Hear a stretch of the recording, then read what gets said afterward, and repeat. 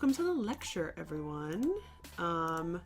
We're going to be talking about some of the history, the art, the architecture of the time period that Assassin's Creed Mirage is taking place. I am not someone who has studied the Islamic empires very extensively, so if there are any deeper questions, we're literally just going to have to Google them and hope we can find an answer. And I found a good amount of good websites I found that were talking about this time period, which is great. But essentially, when we started playing Mirage, there were little things that kept popping up that kept like making my memory be like, oh, wait a second, I feel like I learned this. And I was able to actually go back into one of my old college notebooks into my Islamic art and archaeology notes, and I actually was able to find a good amount of stuff. And not even joking you, I was even able to find the PowerPoints that my professor made and gave us, which don't have a lot, but it has some images, and so I was actually able to help add some images of things that I couldn't find on the internet. So I took this Islamic art and archaeology course.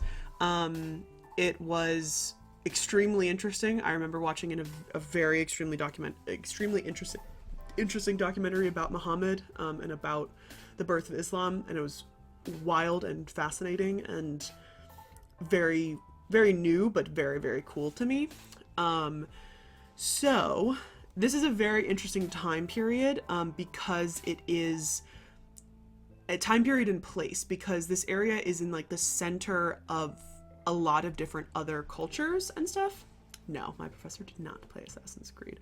This game came out last month. Last month? Yeah, October. But he was a specialist. So my professor, he was a numismatist, which is a person who studies coins. And so he was a numismatist who specialized in kind of Bactrian, Sogdian, and Sasanian cultures. So these are areas in Afghanistan, northern Iraq, northern Iran, and then southern, what was then Russia, but now is all the Stan countries. It's a very interesting, so his specialty is a little bit prior to this. His specialties were all of this culture, these groups of cultures that emerged after Alexander the Great died. So when Alexander the Great died so suddenly, it cracks me up, because it's like Alexander the Great was confident that himself he could rule an entire nation, an entire empire, but as soon as he dies, there is not a single person who thinks that he can rule it independently, and so they split everything up, and so different people start to rule different areas. So the Ptolemies, Ptolemy is the first person who is crowned essentially as a Greek pharaoh but living in Egypt, or a Macedonian pharaoh living in Egypt. And then there are, I think, 3 other groups. I think one got Macedonia, one got portions of Persia, and one got portions of Turkey, I think that's kind of how it's separated. So my professor specialized in that time period. That's kind of immediately after but kind of prior to the Roman Empire. And so those cultures are a very interesting mix of Greek and Roman art with some Egyptian, and then some of the older Near Eastern, so Sumerian, Akkadian, Babylonian, like some of those kind of cultures. But then there's also a huge mixture of Indian influence coming from the Indian peninsula, as well as Asian influence coming from the Silk Road, and coming from areas like China and Mongolia. And so it's a very interesting, you see these little slivers of art that is just kind of all melding together. So, but this time period is a little bit after that. So the game, Assassin's Creed Mirage, is primarily taking place in the 9th century, so that is the 800s CE, in the city of Baghdad and the area around it. And Baghdad obviously being a city in modern day Iran, or Iraq. Can't talk today. Iraq. This is at the time when it is under the rule by an Abbasid caliphate. And this time period that this is taking place is sometimes called the Islamic Golden Age. The Abbasid Caliphate was founded in 750 by a group of dynasties that descended from and were actually named after the Prophet Muhammad's uncle, a man named Abbas ibn Abd al-Muttalib. And so they named it after this guy who was related to the Prophet Muhammad. But this guy, interestingly, he died about 100 years before this dynasty was even founded, and they named it after him. I've been discovering lately that there are weird things that I've discovered that I can't really talk right now. I discovered that there are certain things that you think aren't being named after the people who founded it, but then you discover that they're actually naming it after somebody that is completely unrelated. So, like, stupid example, Goodyear tires. Goodyear tires are not made by guys named Goodyear, but they're named after a Goodyear who invented vulcanized rubber about 90 years prior to the establishment of the Goodyear company. Just funny things like that I've just discovered, is that people are naming things after people a long time after they lived, even though, and it's like, I guess out of respect, but it's also kind of weird that you're using like my name for something and it's not. Like, I would be very weirded out if I found out in 100 years somebody's using my name for, I don't know. I think it would be kind of respectful, but kind of also weird. So yeah, so they named this after the Prophet Muhammad's uncle, who had died many, many times. That's still fine. Totally fine, Nat. Thank you so, so much. We'll be on for a long time, but you enjoy yourself. You're totally fine. That is true. Yes. See, Sarah Berling tires. Yeah, it doesn't sound as good. But yeah, I thought the whole thing is that there is a such thing as the Goodyear family. There is a family of Goodyear people, but it's not the guys who actually run Goodyear, which I just think is weird.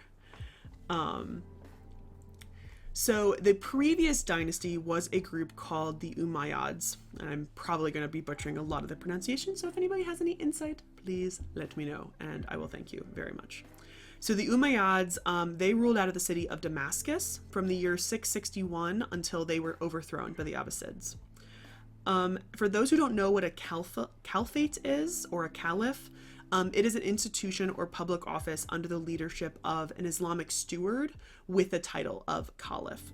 This person is kind of considered both a political and religious successor to the Islamic prophet Muhammad, and thus like the leader of the entire Muslim world at the time. So it's not exactly like the Pope, it's more this kind of bridge between essentially an emperor, but they also have a very high, heavy religious connotation as well. So Baghdad did not exist when this empire began. It really wasn't, anything was there. Let me make sure. Yeah, okay. So Baghdad did not exist when this empire began. Damascus was the main capital under the Umayyads, and it kind of fell after that quickly. But they did not accept Damascus as their own capital. There was a short time where they had another capital. I think it was called Kufa. But essentially very quickly they wanted to build a capital city for them. This is very close to the ancient capital cities of Babylon and the Persian city of, let me see if I can say this right, Ctesiphon, I think we're going to go with that. It is in between both the rivers of the Tigris and the Euphrates, otherwise known as the Fertile Crescent. It's an area that is very well watered, and so it is not as harsh as other areas where it's more desert. The city was built as a complete circle with 4 gates and a palace in the center. And we're going to talk, Baghdad's going to be the last thing that we're going to talk about in the rest of the lecture. So I'll go into more detail about what was going on in Baghdad at the time. But the city became a huge center for science, culture, innovation, and kind of made the Golden Age the Golden Age. We'll also talk a little bit about the House of Wisdom, which is in the game. It's over here in this area, if you can see my mouse. Yes, you can. This is the House of Wisdom in this area. So we'll talk a little bit more at the end about this. but it was a relatively like multi-ethnic, multi-religious environment, which would help garner it as an international reputation for a center of learning, the whole entire city itself. The main languages that are going to be spoken here are going to be Arabic, and Islam was the most common religion in the area, but there were still large populations of Christians, Jews, Zoroastrianisms, and other non-Muslims. So the end of the Abbasid Empire was around 500 years after Baghdad was first constructed. Essentially, around 1258, Mongol forces sieged the city and eventually razed it to the ground, killing hundreds of thousands in the process. And they did destroy the main House of Wisdom, and much of the library of that is probably lost. Unfortunately, this is why there is not as much archaeological evidence for this time period in Baghdad itself. We know we have small portions of it, but not nearly as some other sites that we're going to talk about that are more well preserved. Here is a map of the Abbasid Caliphate in the 9th century. So we have Baghdad here. We're going to talk about Samarra a lot. There's a lot of really cool things there, so we're going to talk about that mostly. Here's Kufa. That was one of their other capital cities that they had. And for a while, they had a pretty good direct rule. This is probably after the time period of Assassin's Creed. Assassin's Creed Mirage is relatively in the middle, if not a little bit early Abbasid Empire. But they had a pretty wide reach of a lot of different stuff. Khorasan, there's also, and Bukhara. These are all these things that I recognize from my Islamic art and archaeology class. And so my professor mainly kind of specialized in this area, which is more modern day Afghanistan. And as we've kind of been noticing in Assassin's Creed Mirage, they keep referring to Persians, and I was under the impression that Persia was the area that we were in, but at least at this time, Persia is more to the west of them. Nope, to the east of them in what is now Iran. Even though Persia at one point was obviously like all through in here. Hello, Claire, welcome. Thank you for doing the giveaway ticket. Also, if anybody else wants to do the giveaway ticket, we will be doing that. I love you too. We will be doing that after this when I have my dinner break. Thank you. I shall take a drink.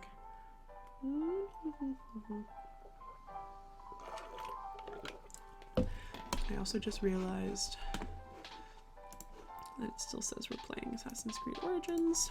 I'm just gonna put that we're playing Assassin's Creed Mirage, even though we're not, but we kind of are. So we're doing a lecture right now. We're talking about the art and history of the time period of the time period that the Assassin's Creed Mirage game takes place. So I wanted to point out some particularly famous places from this time period on the art and archaeology side of it, and that's what I'm mainly going to talk about, because we don't have a lot that is preserved and such. So most of it, these are going to be the best examples we have of a lot of the stuff. Oh, I also forgot to mention this is a estimated map of what Baghdad looked like between 150 and 300. That seems inaccurate. Because that would be way earlier than when Baghdad was founded. Probably ignore that. But oh, Al-Haraj. What does that mean? I did not realize that. Ludo history. Yeah, I was looking at that. Is that like after the reign of the Abbasids? Is that like it's like time starts with the Abbasids? Or is that Islamic calendar? That's what I was thinking. I was looking at that, I was like, that's not right, but maybe it's right for them. Gotcha. Okay, yeah, so that makes sense. So that makes actually a lot of sense. So then we said that Muhammad's uncle lived about 100 years before the founding of the Abbasid Empire. So it does make that actually kind of lines up. If we assume that Muhammad's uncle lived around the same time period that Muhammad did, it actually makes sense. So yeah, so 750 to about 900. And then the Abbasid Empire continues on until around 1250. So yeah, so this is what what Baghdad would have looked like in the earliest iterations of it. And we'll talk about more about the round city and everything in here. But lots of different canals. They are on very much a right here on the Tigris River, but then they added a lot of canals to kind of bring everything out into it. So let's talk about this place first. So again, please correct me if any of this is mispronounced, because it probably will be. So this is the fortress of Al-Uqadir. This is a large rectangular fortress erected in 775 CE with a very unique defensive style. Remarkably, much of it is still standing today, and it is now a UNESCO World Heritage Site. It has this huge yard with these central corridors and multiple different apartments, as well as a mosque. It is remarkable how much of this is still intact. There are some Egyptian buildings that are not in this, and that's mostly because we built it in mud brick, but there are Egyptian buildings that are not in this really great quality, that are from older. So this is very similar to some of the palaces that, the style of palaces that would have been seen, but for the Abbasid Empire, no, you know what I'm saying? This is very similar to earlier palaces of the Sasanian Empire, but which comes much earlier than the Abbasid Empire. But they're using a very different construction because they are using brick. The Sasanians did not use brick. They were mostly using mud brick, which is technically different. They have these very, very fat columns, very simple capitals, but everything in here would have been probably covered with plaster and then potentially covered with paint or stucco. It has this beautiful, with all the different courtyards, this play on the light and dark kind of as you go into different areas of this is just absolutely remarkable. So this is part of the mosque. On the outside there is this mosque. This is a minaret. We talked about it briefly when we played Assassin's Creed Mirage. A minaret is a large tower where the call to prayer for Islam is shouted out or sung out. Minarets themselves started looking out like this. They looked out, because they couldn't create a very, very straight stuff, so it's very similar to like the pyramid shape. It's the easiest way to build a tall structure, is that you need to have that support wider on the base, unless you are really good engineer and able to kind of build straight up. But it included these huge spiral staircases, and so it would take the person who was singing the call to prayer a long time to go up. And then for the most part, apparently the acoustics are not the greatest, and so it actually was kind of hard to hear people from the top of these types of minarets. Nowadays minarets are still there, but they have like a speaker system and stuff, so it's easier to hear the call to prayer. This site was excavated in the early 20th century by Gertrude Bell, who was an early archaeologist who explored and mapped much of the Middle East. You can see some of this is reconstructed, but very much of this has been as it was, and it is relatively kind of in the middle of nowhere, and so it's one of the reasons why it's been relatively preserved, because it's not really near any large towns or anything. The next one I wanted to talk about is Samarra, and you know what I just realized? This is not the fortress. This is Samarra. This is Samarra. So this is actually the mosque at Samarra. Everything I said already applies, but this is Samarra, not the fortress. There was apparently a mosque there. I don't think they had a minaret. This is Samarra. So Samarra is a city in northern Iraq, just north of Baghdad, on the Tigris River. This was founded in 836 as a new administrative capital and military base. It was founded so that the caliphs themselves could move out of Baghdad, because by that time it was becoming very congested with people, and unfortunately it was kind of a dirty city. Like, it was getting really, really crowded, and they wanted somewhere new just for themselves. These amazing aerial photos show what Samarra looked like in probably the early, actually, one of them has, I almost think it has a date on it, but probably early 20th century. The original mosque, which was that previous photo, and then this is unfortunately not, this is not the original mosque. The mosque that they built in 836 has not survived, but a mosque from the years, now I'm thinking that, sorry, my notes, I think that date is wrong. I think it's,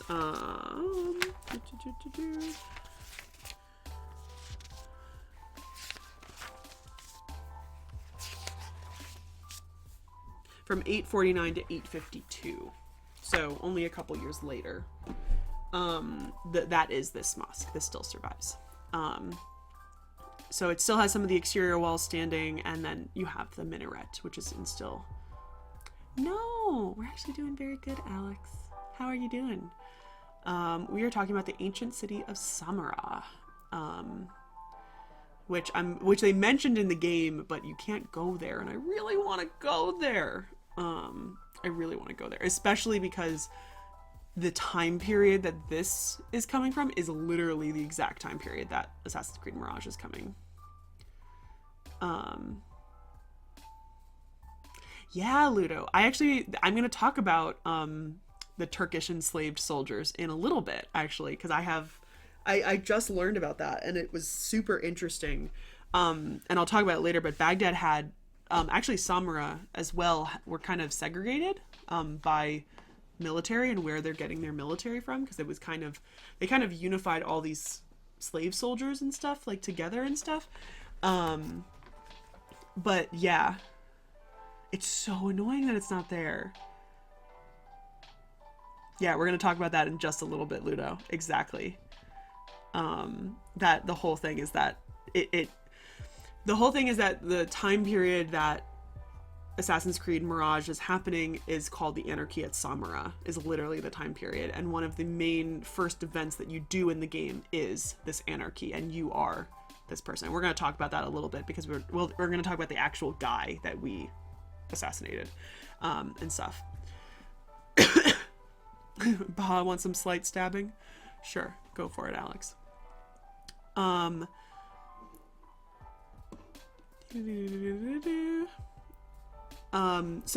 the minaret, it might also be kind of a little bit of a pride symbol to kind of prove that you can build something that tall. Ironically, when European men came from the Crusades and came to the Middle East, and they came to this area and saw minarets for the first time, they actually thought this was the Tower of Babel. Not this one specifically, but minarets themselves. And so you'll actually see a lot of paintings coming from that time period after the Crusades of the Tower of Babel that look extremely similar to minarets from the time period. Is it this one specifically? I was just saying that just to cover my bases, but I did write that in my notes. I was like, I feel like it might not be this one specifically, but yes, because a lot of them do look like this. There are a couple with that spiral and stuff. Peter Bruegel's one, absolutely perfect. Yeah, so it looks like this. If you look up a picture of the Tower of Babel, you will see that spiralness of this minaret, and people thought this was the Tower of Babel, which is like wild, but incorrect. So the very interesting thing about Samarra is that, remember, it was founded in 836. By 892, it had already lost its capital status and was slowly being abandoned by the end of the 9th century. So it's very similar in ways to the city of Amarna, which was only occupied for 12 years, 12 to 14 years.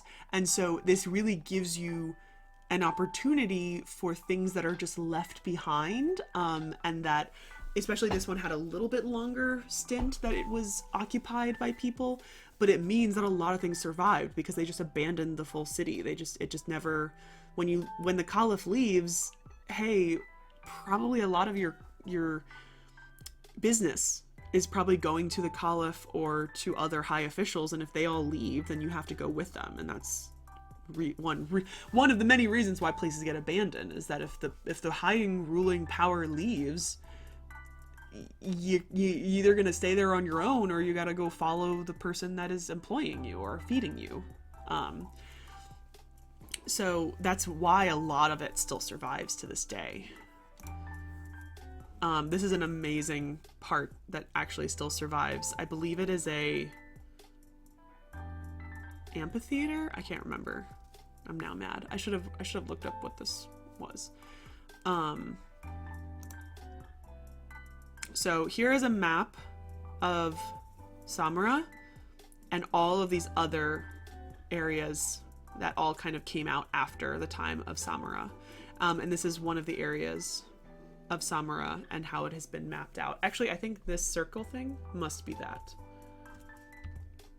Yeah, that looks similar. So I think it's some sort of pool of something. So the city was a vast network of planned streets, houses, palaces, and mosques. We also have a decent amount of writings about this actual city, which, with the combination of the archaeology, paint a really wide picture as to what the city would have looked like at that time. It had broad avenues that were running from north to south and northwest to southeast. The residents of the city were a mixture of civilians and military personnel. And in some sections, troops were explicitly segregated from the rest of the populace, kind of depending on where they're coming from. Because at this time, a lot of the military was united, but they're coming from lots of different areas, essentially, that the Abbasids ruled over. There were also public and private stables, an office of bureau land tax, and the Great Prison. The markets were described to have broad rows with each type of merchandise sold in separate sections. And there were a great number. This is why I hate voice to text, because I don't know what that word is supposed to be. Wharfs. There were a great number of wharfs where provisions from other cities would come and unload from the Tigris River. All right, so this is the Great Mosque of Samarra. So again, this is the second mosque to be built in the city. And at the time, it was the largest mosque in the world. You can see this plan with just absolutely insane amount of columns, which unfortunately, as you can see, are mostly destroyed. It really seems like only the outer wall has been preserved along with the minaret. But would have had just a massive amount of columns and then this huge courtyard here in the middle. And then in this area, there were multiple different palaces and cantonments outside of the city where different caliphs and other high officials would have lived. There was a hunting reserve to the east of Samarra. This was surrounded by a wall of coarse earth, and there was a series of race courses, with each track measuring several kilometers in length. The race course actually varies, where one was parachute-shaped, another was bottle-shaped, and the third was the shape of a clover leaf, which is just like wild that we have those preserved.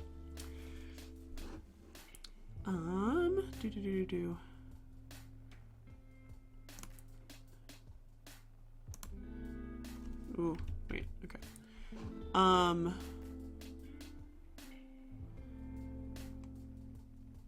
So then there is a very large building project called this is going to take me a while, the Al-Mutawakiliyah, which is the largest building project of the Caliph Jafar al-Mutawakil. Now, he built this as a replacement for the residence for the caliphs. There was also another mosque that was called Abu Dulith Mosque, and this had massive columns and arches and another minaret of baked brick. Unfortunately, this caliph was eventually assassinated, which is something known as the Anarchy at Samarra. And so this is the caliph that Nihal and Basim kill at the very beginning of Assassin's Creed Mirage. And this is one of the main reasons why Samarra gets abandoned, essentially, is with this. The caliphs kind of move back to Baghdad and find other places to host their capitals. I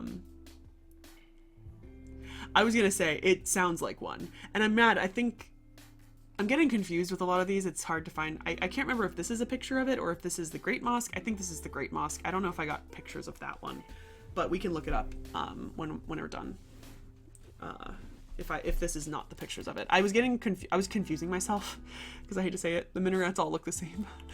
They're all very similar, and I think this is the Great Mosque. And I will look up some pictures of that. I have a feeling that that might not even be preserved. That might be why there's no photos. One of the most interesting things that has come out with the excavation of Samarra, which again mostly date to the 20th and 21st century, are these remarkable pieces of stucco that are still being preserved.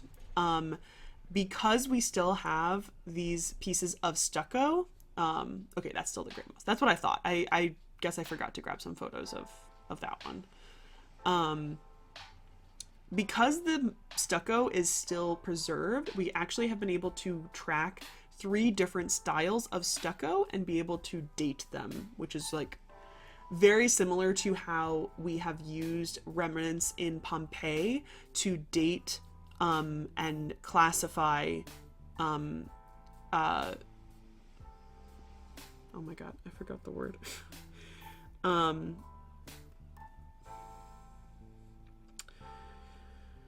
Wall art. It's not wall art. I'm trying to think of the word. Mural wall art. There's a different word that I'm thinking of, but wall art in Pompeii, we've been able to, because of how well it has been preserved, we've been able to classify and date those specific styles of fresco. Thank you, Ludo. Frescoes. So there are distinct, I think 4 distinct styles that we have taken from Pompeii that have been able to date, and then we can look at other archaeological sites and date those specific styles. So this is very, very similar. And Egypt, we don't totally have that because there are certain things that we can definitely use to date it, but their wall art is so much more extensive than various other ones. So there are more specific ways to date things like that in Egypt. But yes, the stucco comes in 3 different styles. And so these are some actual remnants of the leftover stucco, which is just like absolutely mind-blowing and just beautiful. So this is style A. So style A is a very deep cut of stucco. The stucco would have been literally like plastered onto the wall, and then you would have carved everything out before it dried, pretty much. So style A is a very, very deep cut. These cuts go inches deep into the stucco. And it is described as one that is very naturalistic with images of leaves and plants. A lot of the elements that come from this style date back to the Sasanian period as well as Byzantine elements as well. And these I had to take directly from my professor's PowerPoint because I couldn't find on the internet the difference between the styles or images of the different styles, and so I had to take them. That's why I went and checked to see if I had his actual PowerPoint, and I did. So this one is style B. So this is a slightly shallower and bolder cutting, but it is still more abstract, a little bit stylistic. It still has a lot of elements of plant and designs, but not nearly as much as style A. And then finally, that image that I already showed you, this is style C. So this is extremely shallow and is very abstract. And it looks more of like modern floral designs, but still in a very abstract way. The really cool part is that all of these different styles can be found on wooden doors that have still preserved. So you can literally see that this wooden door that has been preserved is almost the exact same style C, which is just really, really cool. It's also really interesting to note that a lot of the stucco would have been originally painted. Very similar to how ancient Egyptian statues are all blank and Greek statues are all blank and white. These all would have been painted back in the day. And unfortunately, just paint in comparison with stone and stucco does not preserve as well. But yeah, there is a very great collection of this time period at the Metropolitan Museum of Art. It is one of the quietest sections of that museum. Nobody goes in it, and it always makes me sad, but it is just some of the most beautiful art that they have there for this time period, because and nobody's ever there, I promise. So Samarra is one of the main places that we can kind of pinpoint that the principles of Islamic art are slowly but surely developing. this is mostly, unfortunately, because Samarra is so well preserved in comparison to other places. Whether or not because in antiquity they were destroyed by the Mongols, or in modern times they have been destroyed, or no archaeology has been done on certain sites. So paintings from the Abbasid period have not really survived in great quantities, but there are some from Samarra that give us some pretty good examples. Many have been said to be inspired by early Sasanian art. And in short, again, Sasanian art is an earlier Persian empire. It was the last Iranian empire before Muslim conquest in the area.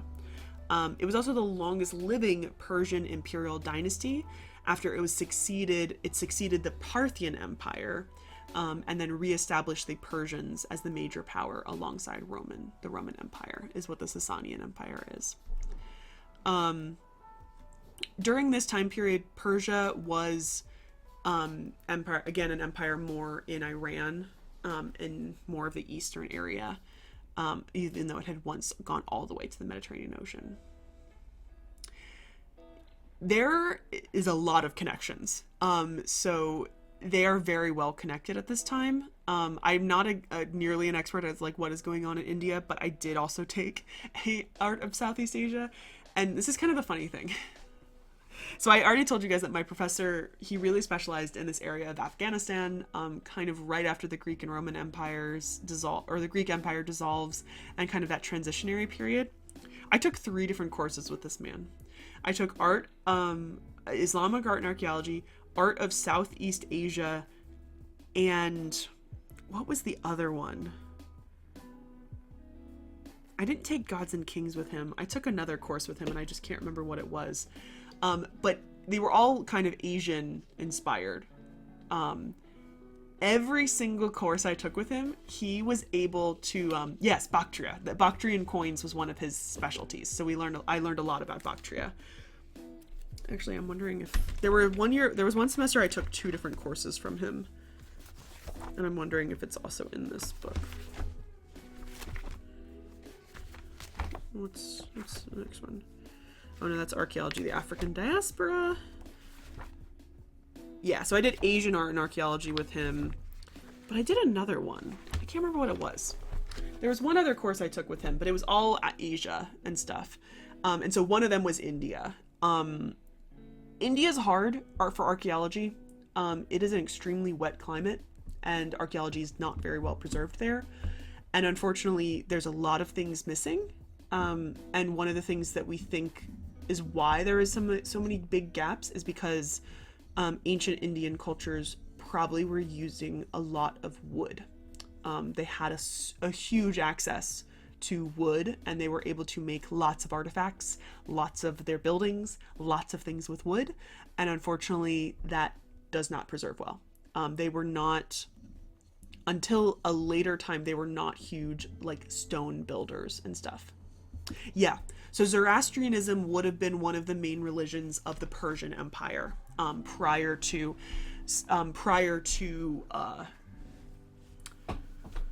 so as I said, the Sasanian Empire was the last Iranian empire before it was conquered by Muslims. By Muslim people, and so Zoroastrianism would have been one of their higher religions. Zoroastrianism kind of is, it's so interesting. It's very, very interesting, and it takes a lot from even more ancient religions, but kind of as its own thing, and that would have been one of the main religions of the Persian Empire, and so it still existed around this time, but it was much less popular. But yeah, it kind of goes, it's a whole big thing. It kind of goes Greek Empire, which Macedonian Empire. Alexander the Great conquers all the way till India. Everything breaks up. Parthian Empire becomes one of the areas that's kind of in this area. Then eventually it will become like the Bactrian, and like eventually then you'll get Sasanian, and Sasanian essentially is Persia's now kind of come back from Alexander the Great taking him over, and Sasanian, they go much further. And then you start getting the Umayyads, and then you get, I think it's Umayyads are next, and then you'll get Abbasids, which we are here now. It's a whole lot of different cultures, and they're all mixing together. So there is a lot of influence coming from India, because essentially Alexander the Great had already made that trade route. And so there's a lot of influence that is coming from all areas, and it's very, very much. And then you get the Silk Road as well. So honestly, many of these images I would attribute, especially these two, I attribute much more to Indian style art, as well as some Chinese elements as well. Things like that are in these pieces as well. And so it's a very interesting mixing pot of things going on with art.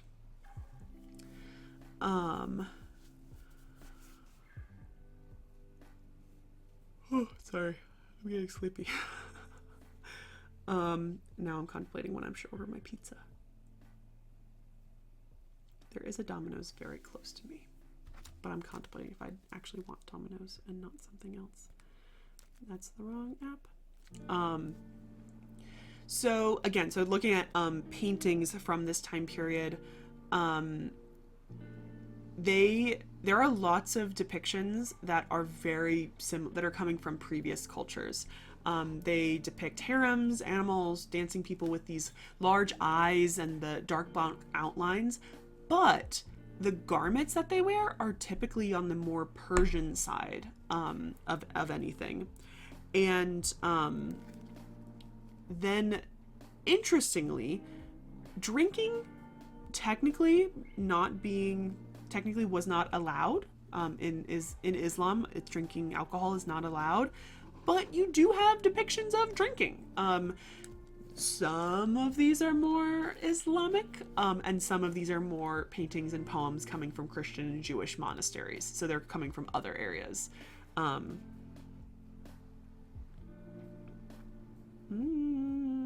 thinking of pizzas. Sorry, I'm thinking of pizzas now. I'm hungry. $20 pizza. Oh my goodness. That's an expensive pizza. What's the difference between this pizza and all the other pizzas? Oh my god. Okay. I'm looking at fancy pizzas. Should not be looking at fancy pizzas. So then let's look at some pottery. Pottery, again, sorry. Egyptian pottery is super boring. So while painting and architecture were not totally the areas of strength for this dynasty, pottery was a total different story. They were at the forefront of new ideas and techniques when it came to making pottery. Some examples we have are pieces that are engraved with decorations and then have these yellow, brown, green, and purple glazes, like this guy. I love this guy. He is so funny and cute with his little crossed legs. We also have geometric patterns with Kufic lettering, and arabesque scroll work with rosettes, animals, birds, and then even humans. So we have these birds with fish and this guy holding a laurel and a cup. These pieces were generally made from the yellow clay and then fired multiple times with separate glazes to produce metallic lusters in golds, browns, and reds. This was essentially a ceramic revolution. It started with Byzantine-style molded pieces and then monochromatic glazes, but eventually through trade, they get things like the Chinese transparent glazes or splash glazes. This is an example of some Chinese glaze that eventually the Abbasid people started to reproduce themselves.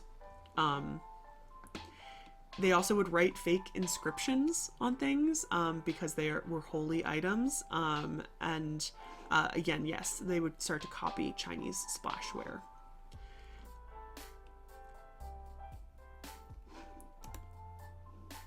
So the next place, interestingly, is not in Iraq. It's in Egypt. which if anybody knows this photo, then they might be able to recognize pretty easily. It is in Egypt. So one of the very interesting mosques is the Mosque of Ibn Tulun. So this mosque is actually located in Cairo. It is one of the oldest mosques in Egypt and in the whole of Africa. It was built in 876 CE. This was actually interestingly designed by an Orthodox Christian who also designed the Nilometer, which is a very interesting way of judging how much the Nile is going to flood. So Ahmed ibn Tulun was originally a Turkic slave soldier who caliphs had brought to the empire so that they wouldn't have any tribal allegiances and would be able to fight for them. He was then sent to Egypt as a governor by an Abbasid caliph, and essentially within a couple years he was kind of able to establish himself as an independent ruler by taking over Egypt's finances and establishing a large military force that were personally loyal to him. So when he was able to rule, he was able to build this mosque. This mosque was meant to be a focal point of his capital and served as an administration for his dynasty. This would also previously have backed onto his palace, and it is constructed in the Samarran style with Abbasid constructions. It's very, very similar to other pieces that you're going to see in Iraq. It's constructed around a central courtyard and has one covered hall on each of the four sides. The stucco on all of the capitals is in style B, so that medium depth with some floral aspects, but not as some floral and plant aspects, but not as much as style A. There is also a Byzantine style mihrab, which is made out of veneered colored marble. This is also the inside of the dome in this middle part. So this is a mihrab.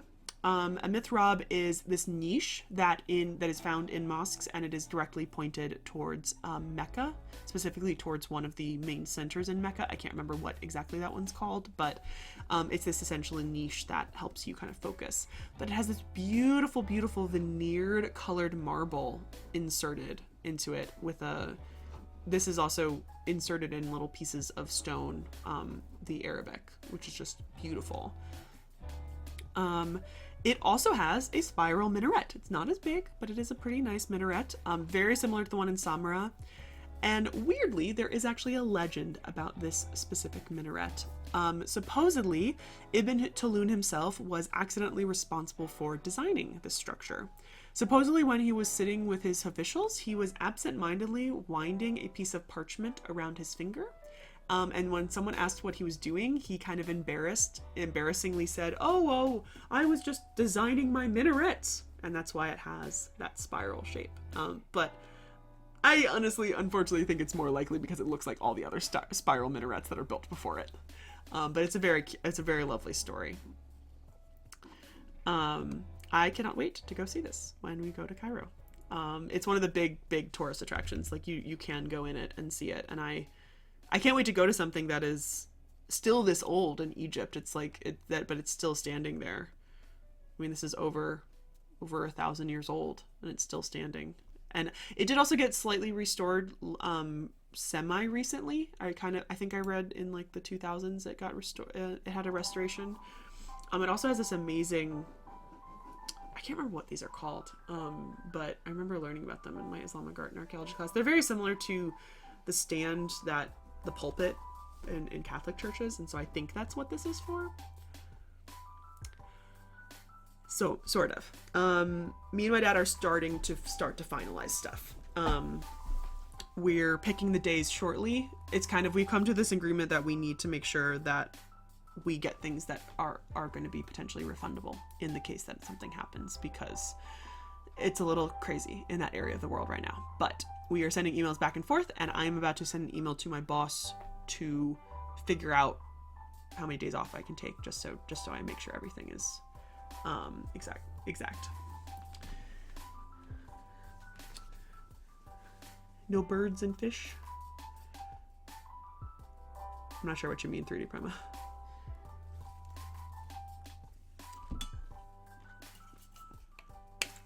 Yeah, I think we're getting pretty close. I'm sorry if that's loud. I'm pouring water into a cup. At least a month. That's true. We're looking at 2 weeks. I can't take a month off of work, but yeah, the switch to the more geometric style. Yeah, not so much at this time period. I'm sorry, Muslim can drink some things with ethanol?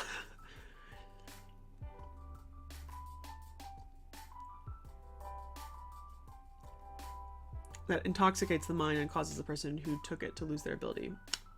Interesting. With ethanol? I was like, is ethanol kind of poisonous?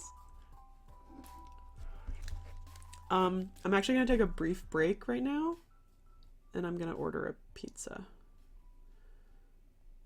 Because if I don't order it now, it's not gonna get here in time.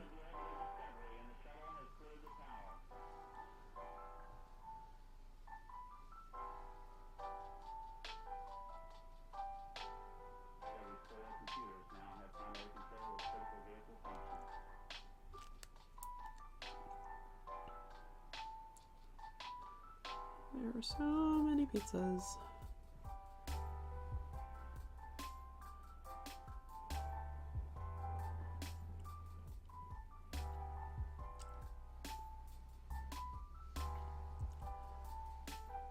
This is bad. I should just be ordering from Domino's, but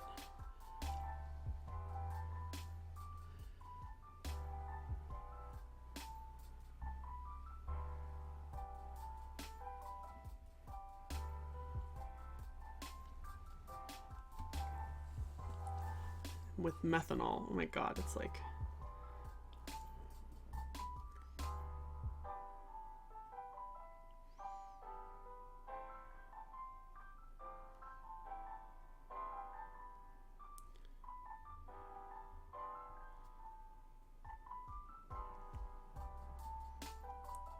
okay.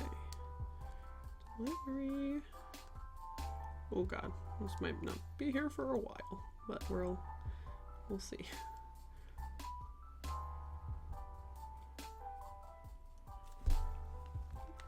It's going on the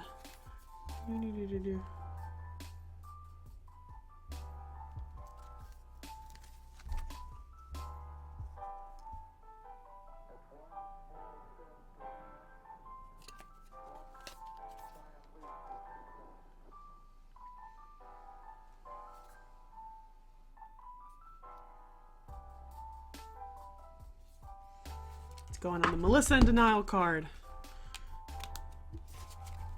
I think we're gonna go through the codex because this lecture's almost finished.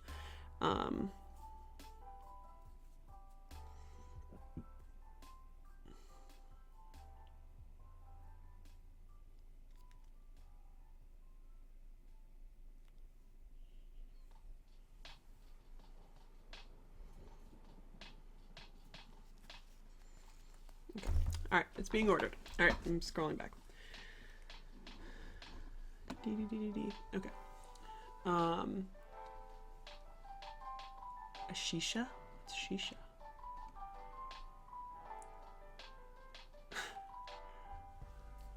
Of that in moonshine.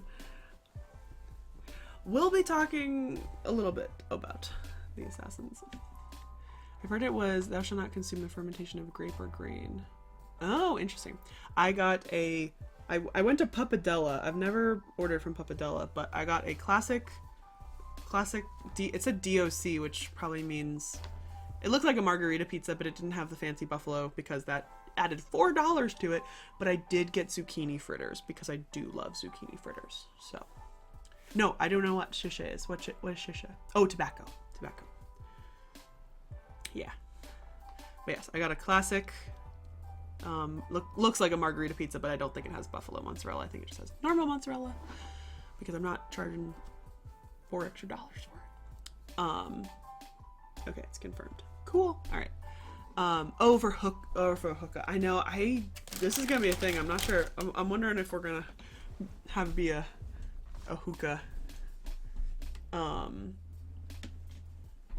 What would have been the poisons at the time?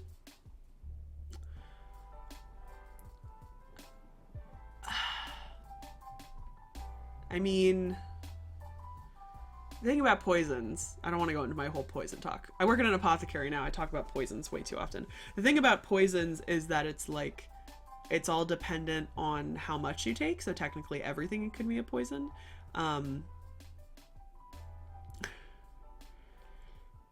But I can't think of anything.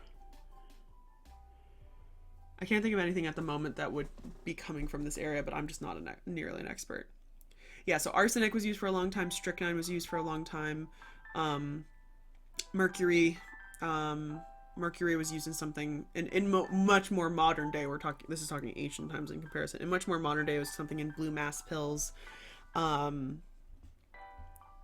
What's another one? Sugar lead, which is a lead acetate, was used to sweeten wines. That one, at least in the Roman times, they made it. They found it because they would pour wine in lead. They would store wine in lead containers, and then it would become sweeter. And so lead acetate sugar lead was something that was added to wines to make it sweeter, but it was lead and it was poisonous. Belladonna, maybe. I mean, this area of the world, they're going to be smoking a lot of opium. That is not necessarily a poison, but I'm sure if you took too much opium, it would not be good for you. It also makes you really constipated. So opium has been used as a drug for a very long time, but then also can be used recreationally as well. One of these days, I'll give you guys my whole tour about all the things I've learned by working at the apothecary. So let's get back to Baghdad. For much of the Islamic Golden Age, this is going to be the largest city in the world. It was the population probably peaked at around 1 million people. Not that many people, but at that time, it was probably one of the largest cities in the world. Unfortunately, again, the city was largely destroyed due to the hands of the Mongol Empire in 1258, meaning there's not many structures within the city that date to the Abbasid period. It originally took around 100,000 construction workers to survey the plans for the cities. The basic framework of the city consisted of 2 large semicircles around 19 kilometers or 12 miles in diameter. Then the inner city was connected and was also designed as a circle with around 2 kilometers, or about 1.2 miles in diameter. And this was known as the Round City. The original designs had a single ring of residential and commercial structures around the inside of the city walls, but the final construction added another ring inside the first. Here's an interesting image of some of the thoughts that we have on how the walls worked, how the rings of the city worked, with these long kind of avenues and little tiny neighborhoods that kind of came in through it.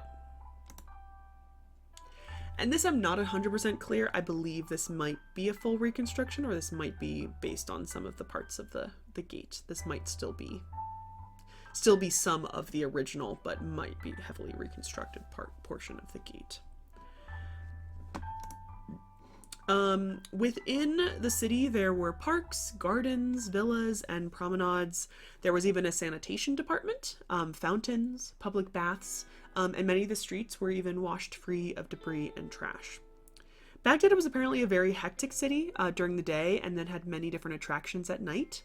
Cabarets, tavern halls for backgammon and chess, live plays, concerts, acrobats working in the streets and in shows and concert halls and such.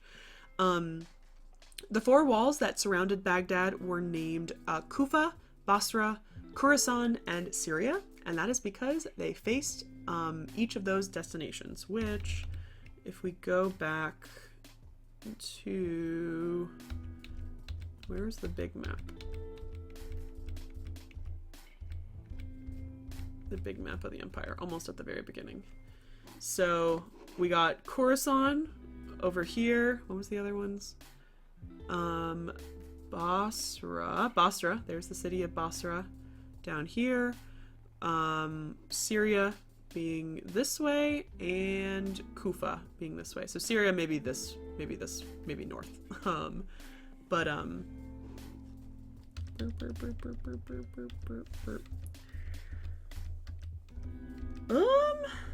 That's a very good question, 3D Prima. I do not know. I do not know what their main, if they had fireworks or... I don't know. It's a very good question. So, each of the gates had a double doors that were made out of iron. The doors were so heavy that it took several men to be able to open and close them. The walls were about 44 meters thick at the base and about 12 meters thick at the top, and they were about 30 meters high. The second wall had towers with rounded merlons, which are essentially those little fortifications that go up and down and up and down and up and down. And this would have helped protect the majority of the city.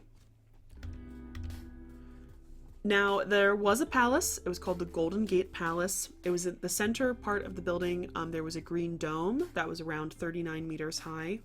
And there was a large promenade outside, a waterside building in which only the Caliph could come and ride on horseback, and had a kind of a whole area to himself. This, I believe, it seems to be a palace structure that has still survived and is still as a tourist destination in Iraq, in Baghdad, but I don't know if it is the original. I don't know if it is placed where the original was. It is unclear to me. So the last thing I want to talk to you guys about is the House of Wisdom, or in general, all the different places of science that were used in the city of Baghdad. So the Abbasids used the House of Wisdom and other places to collect knowledge from all over the ancient world. Specifically, during this time period, there was a translation movement in which they were taking different writings from all over the world and translating them into Arabic to hold at the House of Wisdom. This place had probably the largest selection of books in the world by the middle of the 9th century CE. The scholarship was not only just Arabs, but there were Persians, Syriacs, Neostrians, Jews, Arab Christians. Many people were involved in this process. Many of the stories from 1001 Nights, which is widely known as Arabian Nights, are set in Baghdad during this time period. So they do kind of talk about lots of different things that we see kind of during this period. The House of Wisdom was the main library and place of knowledge, but there were many, many other libraries in the empire and 4 great libraries in Baghdad itself. Most of these are going to be destroyed during the Mongol invasion. The image here is one called the Mustan Syria Madrasa, and this is a scholarly complex that actually did survive this invasion. Some parts did survive, and it did apparently have a rich library that some of what was able to survive during the end. Yeah, and I mean the Mongols didn't leave much. It really was like a struggle. They really took everything down, unfortunately, with them. So that's kind of it. Does anybody have any questions? Do we want to Google anything? Look up anything? Anything that you guys missed? This is obviously just a very small snapshot because it's just looking at this one time period of the Golden Age of Islam. There's lots of other stuff that I've learned about coinage and lots of very interesting things I've learned about the time periods that kind of surround this. If we don't have any questions, I thought until my pizza gets here, we might just go into Assassin's Creed Mirage and read through the codex and look through some stuff. If anyone's okay with that. Boop. Yay! But yeah, there's a lot of information I was finding online. Some places, unfortunately, like I look up specific places and their Wikipedia articles are really short, and so it's hard to find some information about some of these specific sites. But it was really interesting to read a lot about this because of just seeing how kind of time has moved on in this area and how like nobody learns about this thing in school, and kind of just made me a little sad to be honest, for a little bit. Anything more? Who and how to murder someone. Okay, they're preparing my order. Yeah, so let's I'm wondering if they're river in Egypt. Coolie spots. Welcome into the streamiversary. We are how many hours in? We're almost 9 hours into our 12-hour streamiversary. I just finished our lecture that we did about the art and history around the time period of Assassin's Creed Mirage. We're going to jump into Mirage, read through the codex while I'm waiting for my dinner to arrive. And then we are going to do a giveaway, a couple giveaways. If you would like to join the giveaway, please, if you can grab one of the giveaway tickets in channel points. I'm actually going to start the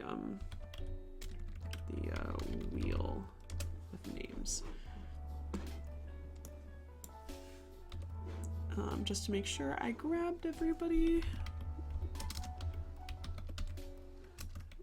Claire, Haley,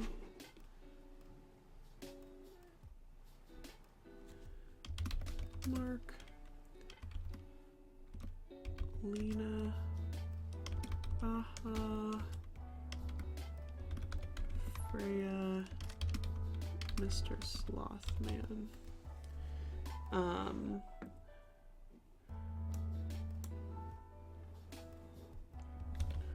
want to add like 5 of each one. 2, 3, 4, 5. Oh no. Copy. 1, 2, 3, 4. Oh no. See? Copy. It's more fun when there's like a crazy amount of names.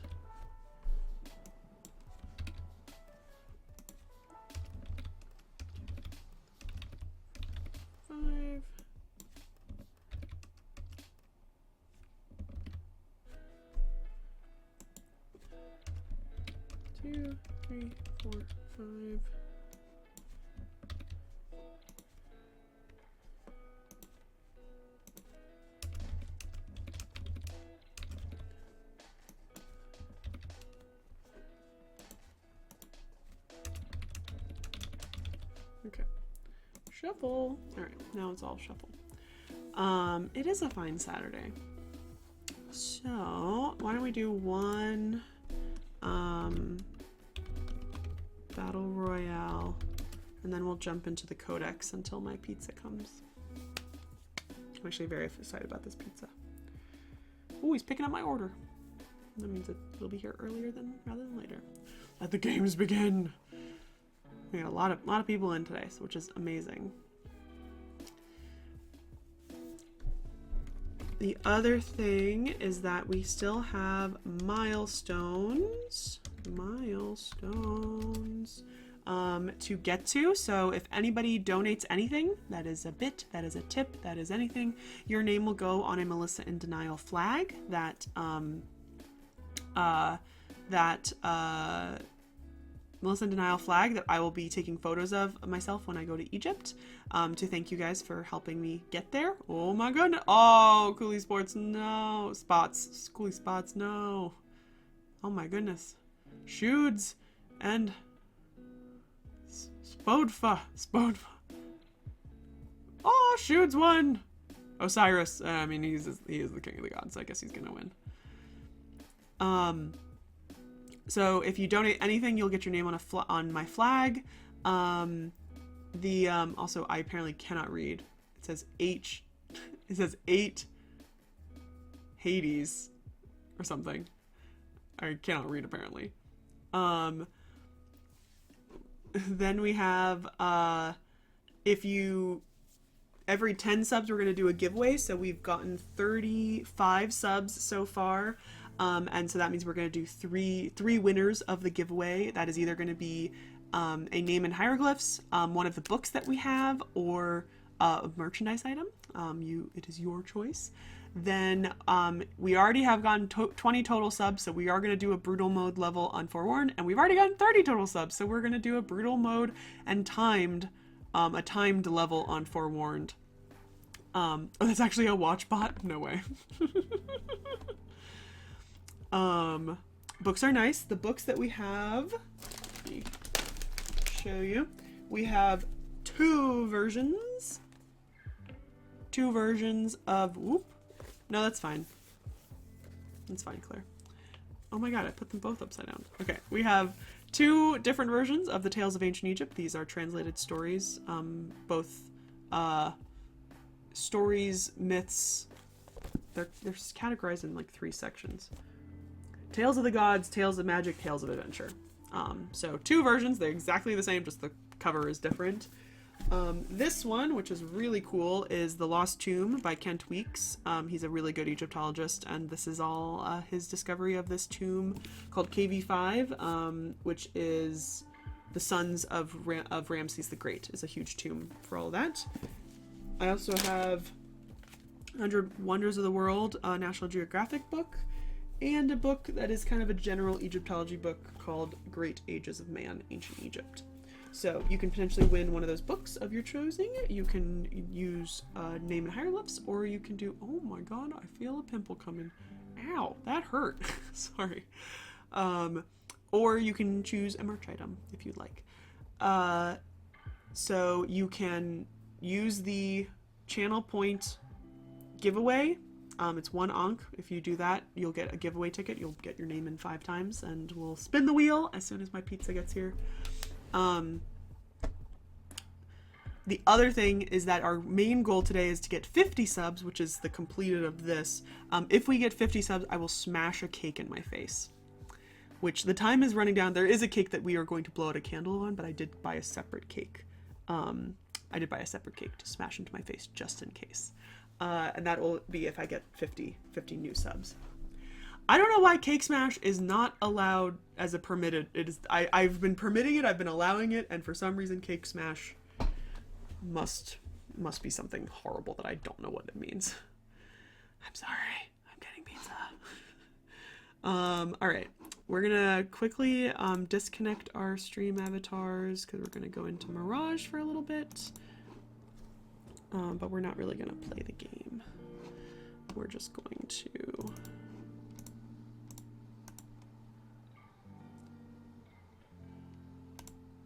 The automod is going very rogue for some reason.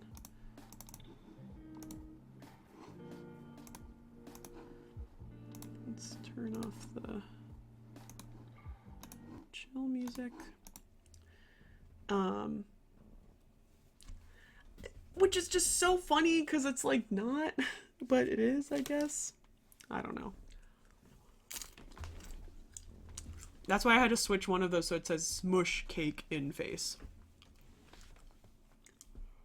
But also it is highlighting when it does come up the Autobot says Cake Smash, not just Smash, just Cake Smash. Which makes me think that it's something that means something that I don't know and don't want to know about.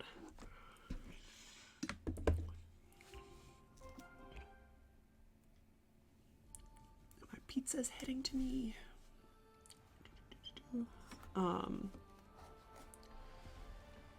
Alrighty. Alright, so we're just gonna go and kind of look through the codex, learn some things. And then the last game of the night we're gonna play is Forewarned with Haley. And it's gonna be fun. No problem. I'm so glad. I'm so glad you enjoyed the lecture. No, that's a advertisement for like, what is it, 20 years of Assassin's Creed or something? Oh, you're getting Domino's? I was gonna get Domino's, but I splurged and I got a fancy pizza. Who knows? It's probably gonna make my insides hate me, but we might try. we might enjoy it. I've never had. It's called Pappardella. It's like a slightly fancier.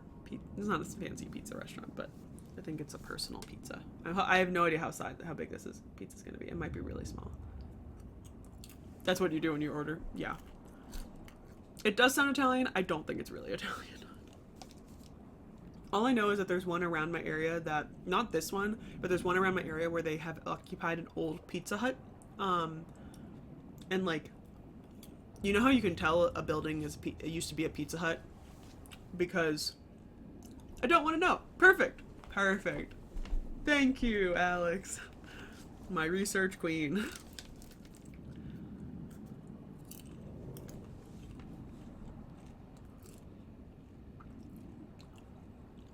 I don't like to Google things either.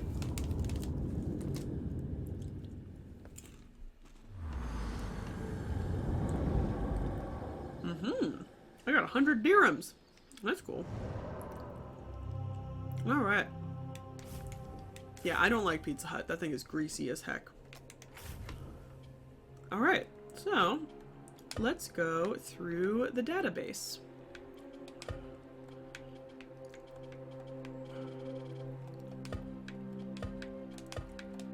So granted, we haven't discovered everything, but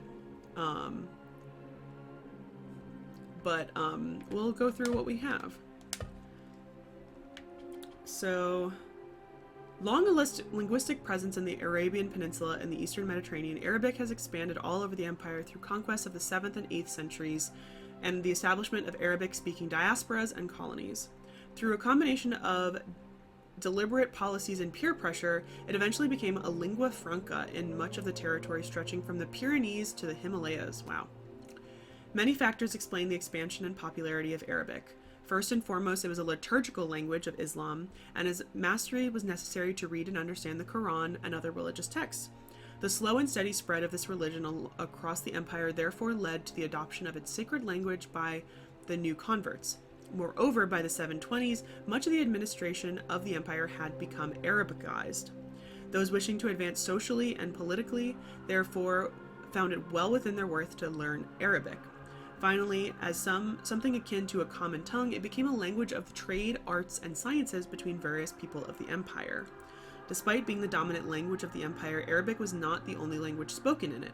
Among the languages were Persian in Iran, Syriac in Syria, Berber, which now I've discovered has a more politically correct name, in Northern Africa, Coptic in Egypt, and Hebrew wherever there was a Jewish community, which fucking sucks the way that is phrased, but okay. It is probable that most inhabitants of a cosmopolitan city like Baghdad spoke a little bit of multiple languages. Papa John's. Papa John's. View details. Oh, okay, so I can... Folio from the Blue Quran from Tunisia. Again, the Met. Okay, we're going to literally see how many of these are going to come from the Met because we know they have public, everything's open and stuff. Papa John's used to be my brother's favorite, and it's mostly, like, I really like it, but Domino's has always been my favorite, but it usually still kind of makes me sick. Okay, I hate to say it, I don't really want to go into astronomy. Singing and poetry, though, I would love to do. Also, the guy is about to drop it off at my house, so. Sometimes around 850, an epic showdown took place on the estate of one of the empire's elite.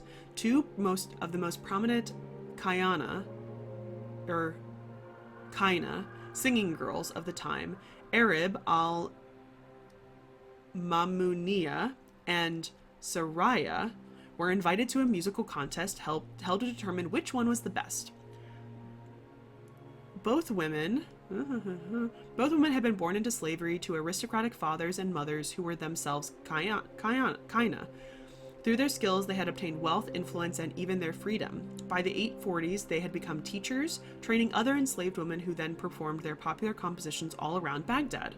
Their duel was therefore a much anticipated event even before courtly society. Apparently, Baghdad's got talent. Members of each school faced off with songs and poems created by their teacher. Each perfectly followed the intricate stylistic rules of the time and covered themes ranging from religious homily to ribald flighting. In the end, Arab and Soraya confronted each other in a discussion full of witty repartees. In the decisive movement, the former managed to prove that her younger rival had ripped off some of her melodies from another popular kaina. From Soraya and her elite patrons, this was a shattering moment. Arab went on to receive gifts of land, gold, and silk for her victory. Do we think this is Arab, the woman that we met in our last stream? We met a poet at the House of Wisdom. I think her name was Arab. Okay, I gotta go pick up my pizza. Give me a second.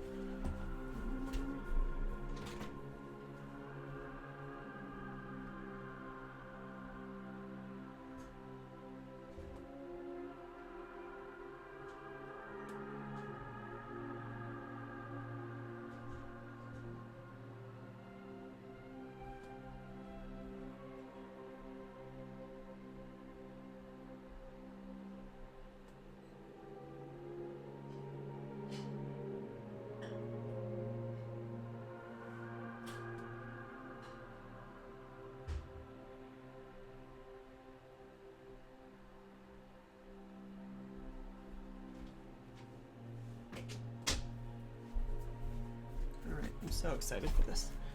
This is like Baghdad's rap battle.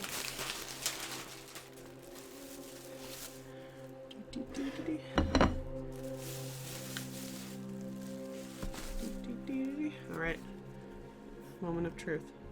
Let's look at this pizza. Oh shit, is cool. That is her. Sealed for safety.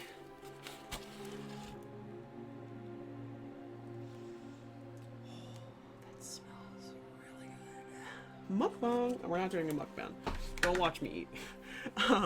We're gonna go back. We're gonna read these as we go. So that is the girl that we met. That's awesome. So, oh my goodness, I am ready for my body to explode.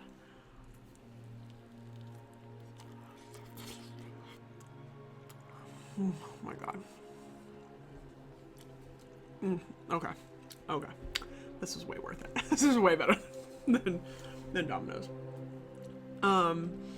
So, this story and dozens other like it were collected in the 10th century Kitab al-Ghani, Book of Songs, of Abu al-Faraj al-Isbahani.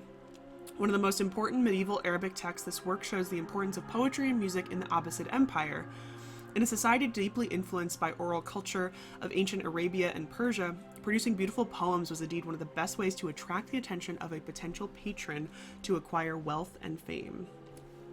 It is a good folding pizza.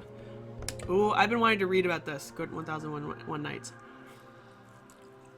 Because I hate to say it, I don't really know what is going on with 1001 Nights. So actually, Alex, after we had that stream, I went up and I read her whole Wikipedia page, and somehow I missed that story. But yeah, she was 93 when she died. Arab seemed like a really cool person. And it was so it was so nice to have her, but I kind of felt bad that I didn't know who she was before this game, and that always kind of happens.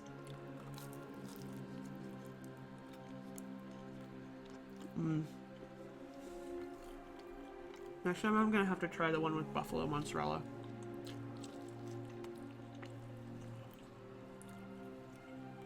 I also haven't.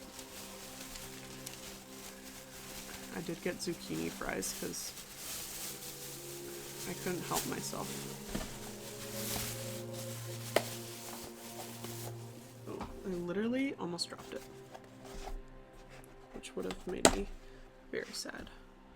Oh, ho, ho. A little bit of sauce.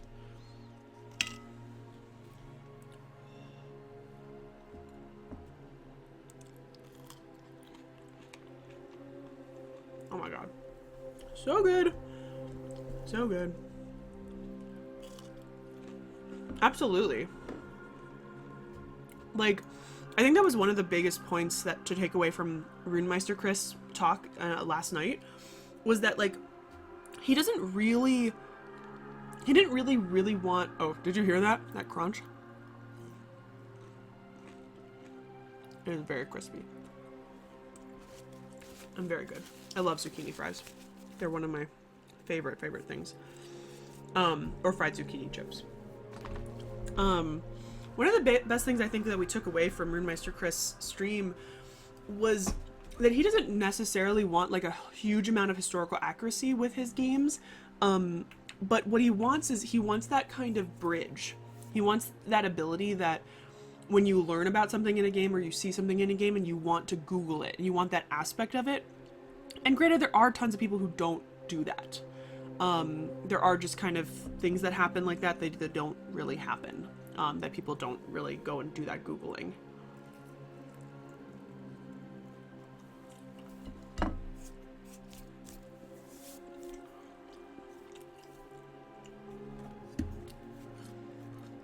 Yeah, you kind of want that researching person.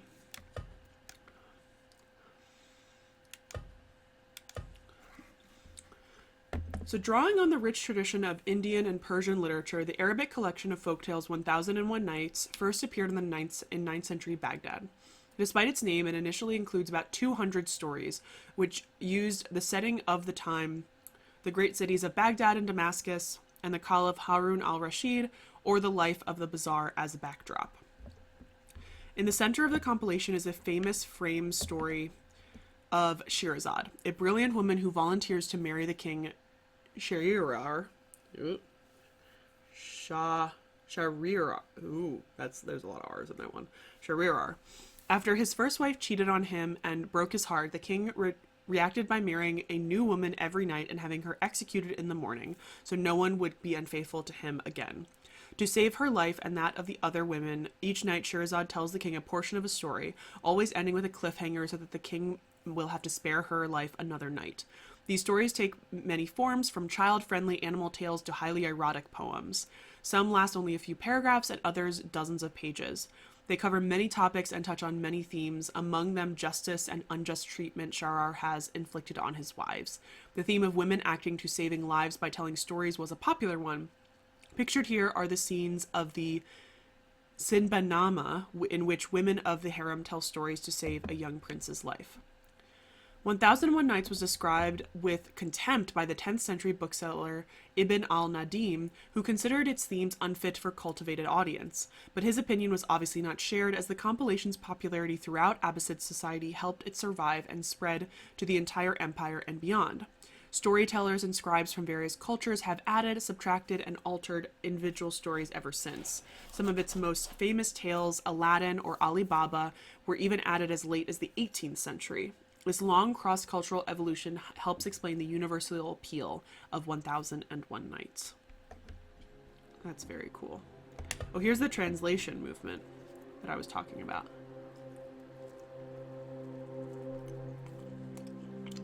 Hello, Ruby!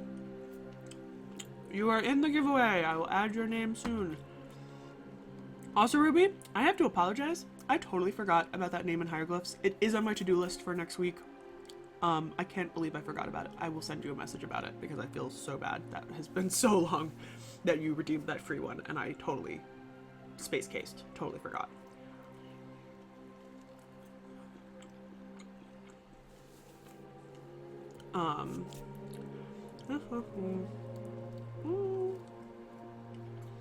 This pizza is so good.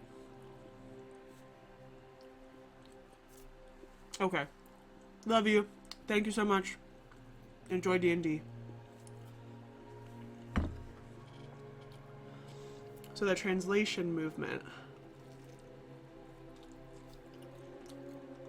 In the early 8th century, a well-funded and sustained effort to acquire manuscripts of various cultural origins and translate them into Arabic began in Baghdad.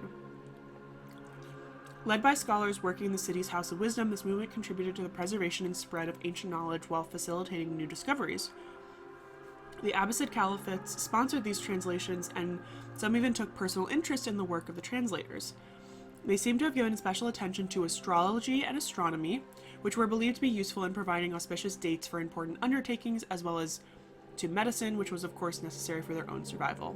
Their example was followed by other important members of the social elite. Administrators wished to acquire mathematical skills to assess revenues and manage irrigation systems. Muslims theologians found it helpful to translate Greek dialectical texts, especially Aristotle's, to support Islamic beliefs in the face of non-Muslim critiques. Courtiers wanted to establish or solidify their intellectual credibility by reading historical and military books in order to shine in public events. The translations were often carried out by Persians or Syrians, who spoke both their native tongue as well as Arabic and often used Middle Persian or Syriac as an intermediate language. The translators would send for manuscripts from Greek-speaking Byzantium, or they would go there themselves to look for books. Some texts were also acquired through diplomatic channels, such as Zij al-Sintin, astronomical tables brought by an envoy from India to the court of Al-Mansur. The translated works were then copied and read all around the Abbasid Empire and even beyond its borders. Some Greek philosophical works and Indian mathematical books translated and reworked in Baghdad went on to be very influential in 12th and 13th century Europe, for instance.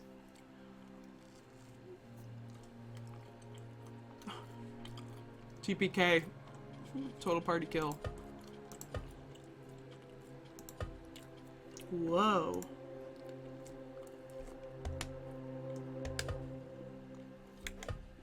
Look at this. This reed mat.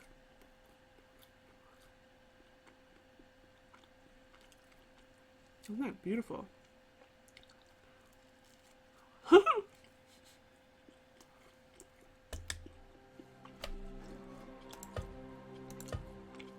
Ooh, eunuchs.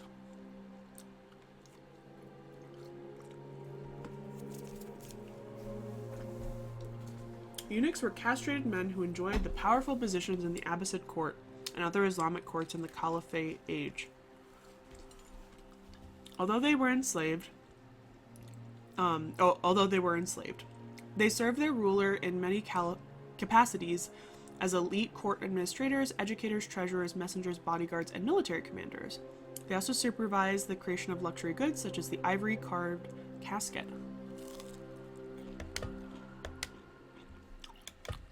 Wow. This is beautiful.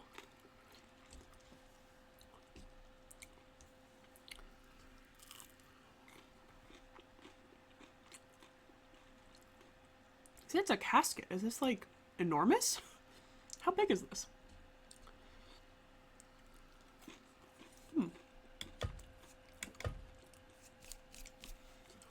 Aside from the Abbasids and before them the Umayyads, many other courts have used eunuchs throughout history, especially those of Tang China, Byzantium, Sasanian, and Persia.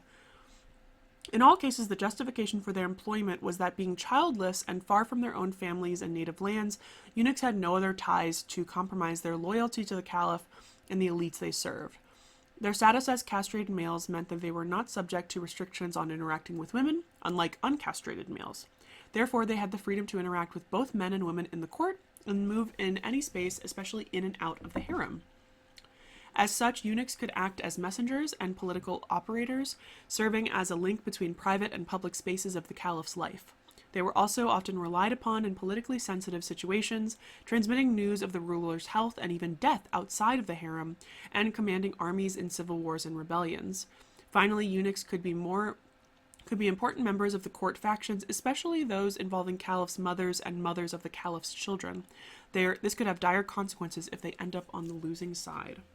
It's very interesting. I never really thought eunuchs were that important, kind of. They seem to actually have a considerable amount of freedom and power that I was surprised of.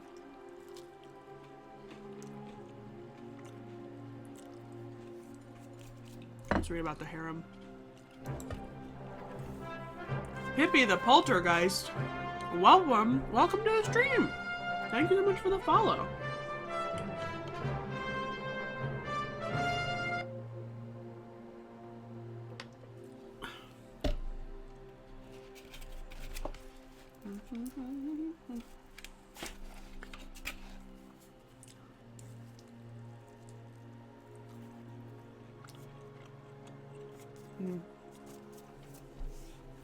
I really like the very light sauce on this pizza.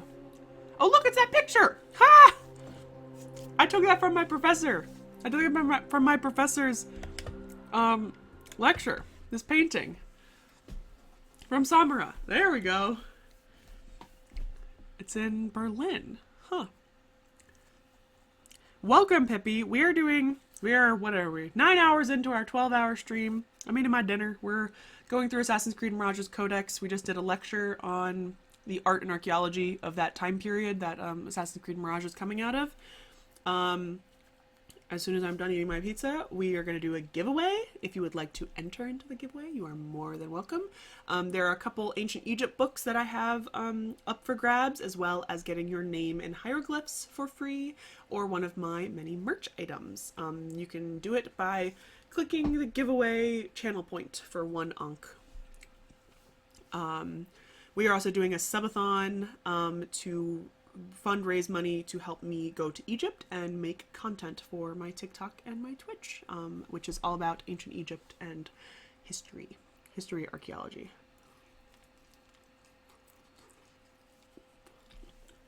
Thank you, Cecil. Give me. I think it was just called an original. It's pretty much a margarita, but it doesn't have buffalo mozzarella. I think it just has regular mozzarella. Because for buffalo mozzarella, they added $4. And I was like, no. But I did get zucchini sticks, fried zucchini sticks, because it is very good. This is really good pizza. It was stupid expensive though, but it's a stream anniversary. I deserve it.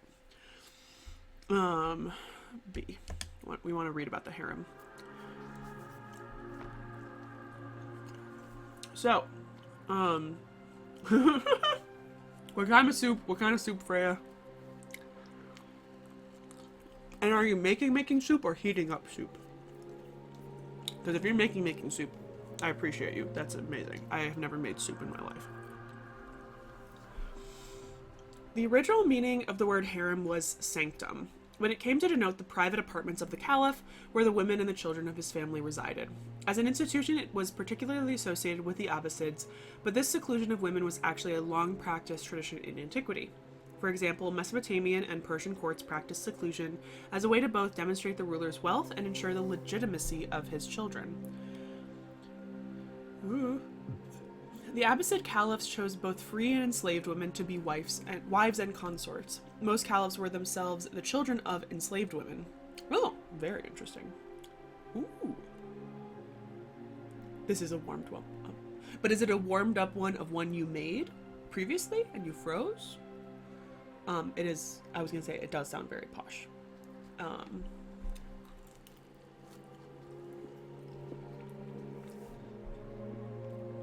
That's so interesting. Most caliphs were themselves the children of enslaved women. It's so interesting. 17:7. Ooh, that's a small thing. Oh, a sign of affection. So not a casket. No, from the shop. Well, that's fine. It's a posh one. It's a posh one. You get permission. You get permission. All right. So interesting. I guess it's so interesting to me because, like, no matter how much power a woman has, or they say that, like, women had in, like, the ancient world, something as simple as that, like, even the highest ruler of the land does not care if his son, his heir, or any of his children come from any woman, like, just kind of just, like, throws us aside, man. Like it's so, like, now it, like, then you see Europe, like medieval Europe and, like, more even recent Europe, it's about both sides of the family, but it's just like back then it just really didn't care, and it's just like maybe that gives women more freedom, or maybe that just makes us even worse. I don't know.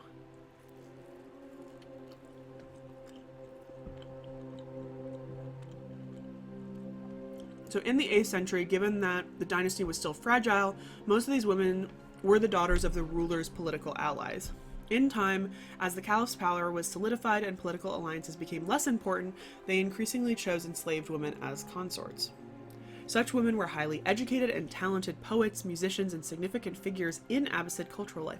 Then how could they be enslaved? I really that is a juxtaposition that I will have to work my mind around because of how I think I just see modern modern day slavery in comparison, where they didn't have that ability. And it's just like, I don't understand how you can be enslaved but also be a significant figure in life at that time.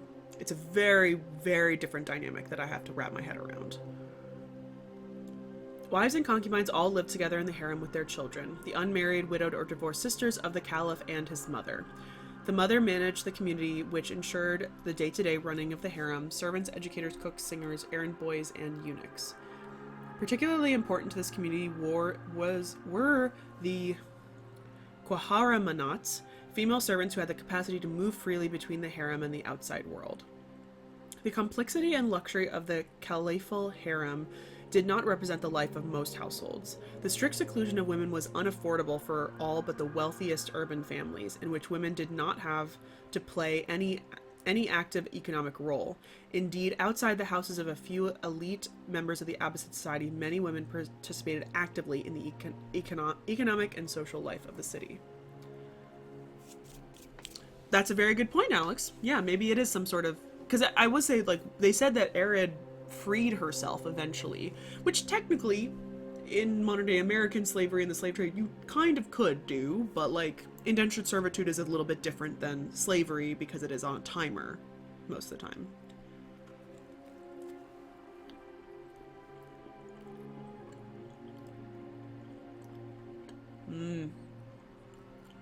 It's the wine that goes in them, not the pottery. Whoa!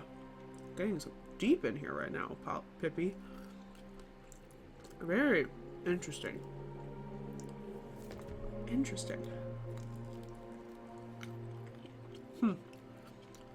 Alright, do I really want to read anything about economy?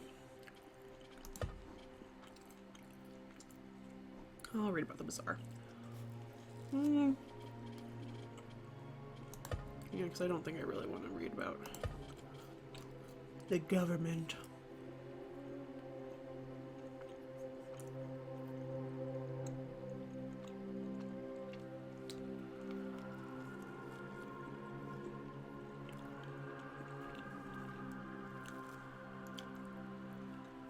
Sorry, wait, just one last piece. I don't know if I'm gonna be able to fit. Oh no. Baja's going crazy.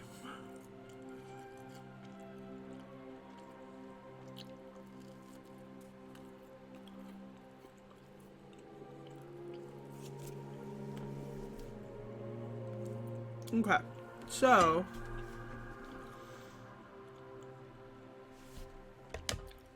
ooh, look at those earrings! Oh my gosh.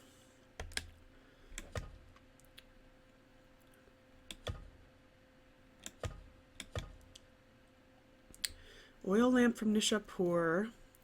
Blown glass with trailed zigzag decoration. Whoa!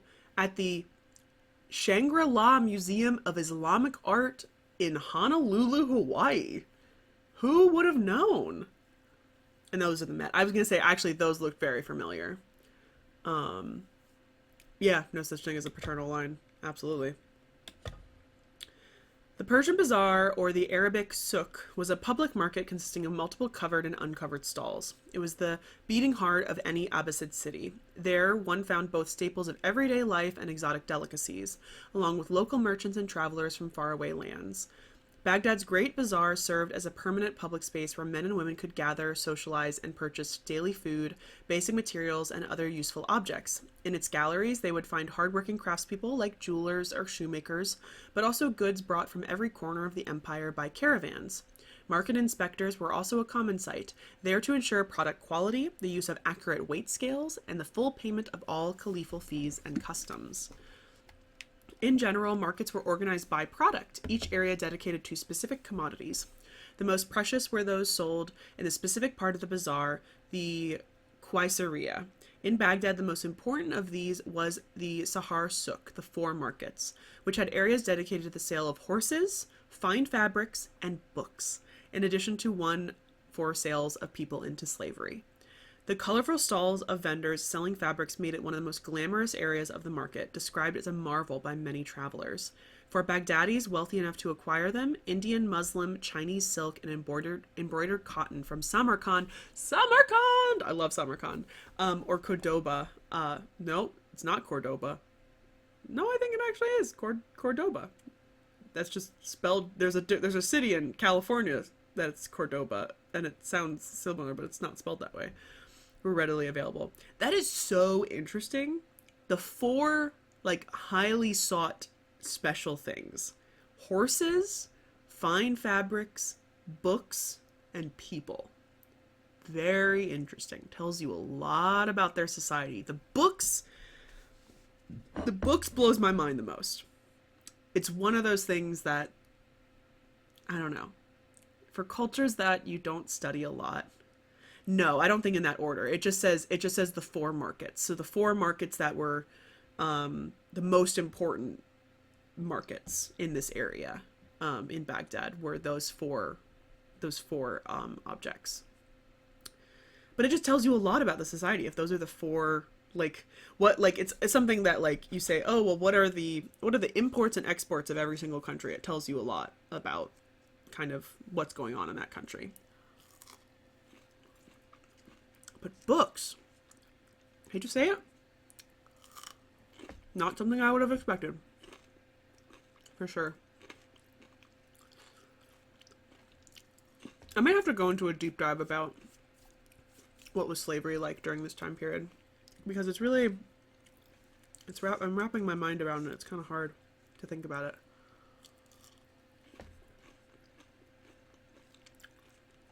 I kind of want to know if it was more of like an indentured servitude or more of a,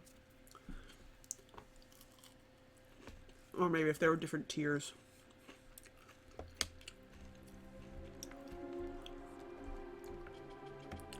This was one of the places we went to. Ooh, there's pictures. Ooh, look at it. The Qasr al-Hayr al-Sarki. Wow, that looks great. The Caravanserai was a palace, sarai in Persian, for groups of people, caravan. Ah, I see. It is a palace for caravan people. More roadside inn than palace, it offered a safe place for and varying levels of comfort to merchants, pilgrims, and travelers recovering after a day's journey along the empire roads. They were commonly constructed by the caliphs, their relatives, and members of the local elite to display their piety and generosity. Hundreds of them dotted the empire, especially in its Iraqi core. They were built about 30 kilometers apart, the distance a man and his pack animal could be expected to travel each day. In them, travelers could find safety for the night, exchange goods, share news, and pay taxes to ensure the maintenance of the facility, of course. I think it's so nice. It's like, oh my god, wow, that's so nice that like the caliph would like build this place for you. No.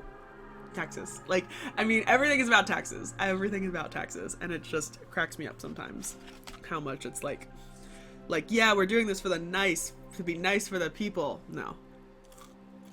It's to make sure some random person doesn't already start one of these and then they take all the money rather than the caliph. It might be a little pessimistic for me to say, but I feel like that's a little bit reasonable to assume.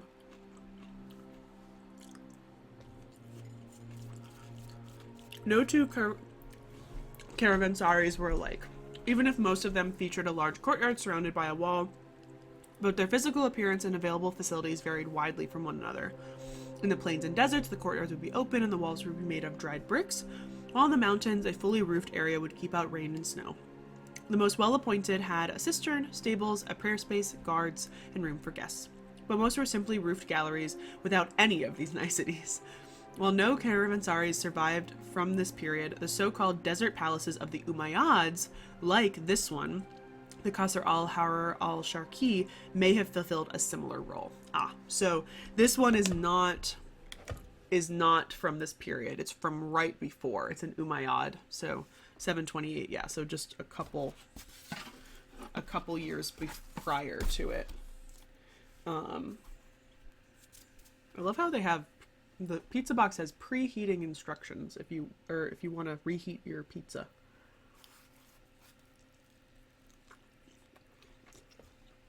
Oh, no way. Sorry. Puppatella is certified by the Varese Pizza Napolitana Association. The VPN is a legal Italian designation which certifies that pizzerias meet strict requirements of Neapolitan pizza making. That's why this tasted similar. This is a Neapolitan style pizza from Naples. And this tastes very similar to ones I had in Italy. I was wondering. They do not. I do not think so. But man, that is so funny that says it on the box. Very yummy.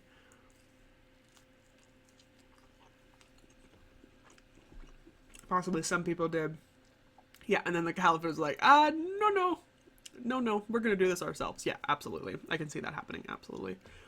So yeah, so this one is actually older, but we don't exactly know, I guess, what the purpose of this place was. We think because it's kind of in the middle of nowhere, maybe, that this could have been one of those places, but not as clear at the time. The center of the world. Ooh.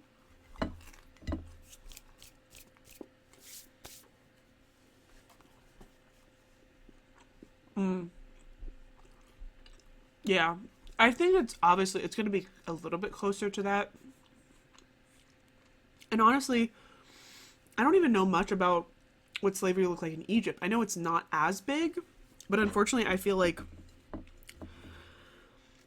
the research is a little clouded because I feel like most of the time it's written by biblical archaeologists who are going with what happened in the Bible when we don't have actual archaeological evidence for that. But yeah, I would just naturally assume that it might be better. I don't know. I don't really like making assumptions like that because you don't know what the people are actually feeling.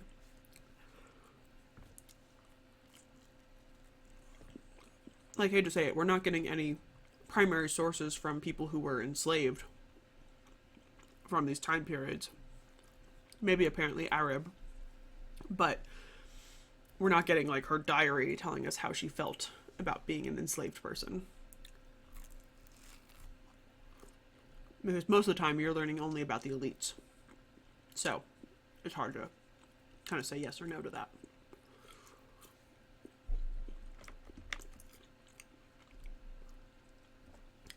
In the 9th century, hundreds of thousands of people called Baghdad home. They worshipped many different gods, spoke many different languages, and came from many different places. What attracted them was the reputation of Baghdad as a global, commercial, intellectual, political, and financial hub. Isn't it just so wild how a city could be so well renowned and nowadays like nobody, like not even tourists can even go really visit it? Like they can, but not in huge groups. Oh yeah, the Mamluks too. I've heard, yeah. That's a little later Egypt, but yeah, I have heard of that.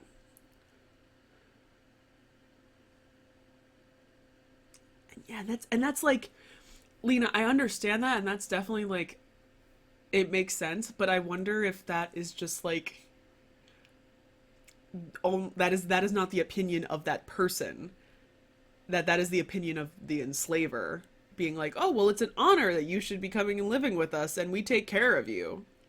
Like that's like, I don't know where to feel about that. Like, it's definitely possible, but again, it's like we need those primary sources from those people rather than the elite people who are talking about it from their perspectives. So it's very interesting, very, very interesting. But yes, I think you're right, is that it is not as close to like the transatlantic slave trade. It is a little bit more like medieval indentured servitude and slavery. Yes, very true, very true. Yeah, exactly. No, but it's the whole thing is, Lena, is that literally is just like how history has been taught for so long, is from the elite perspective. And it is a common, that is a very common, there are lots of arguments that are against the transatlantic slave trade, and one of them is that